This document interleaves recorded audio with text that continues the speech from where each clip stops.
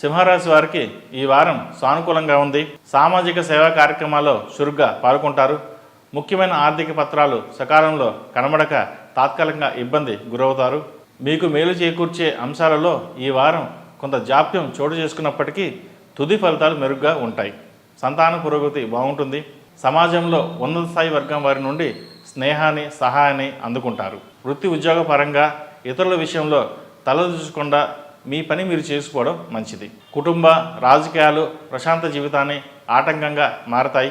ఆరోగ్యం కొరకు, మందుల కొరకు ఎక్కువ ఖర్చు చేయవలసి వస్తుంది.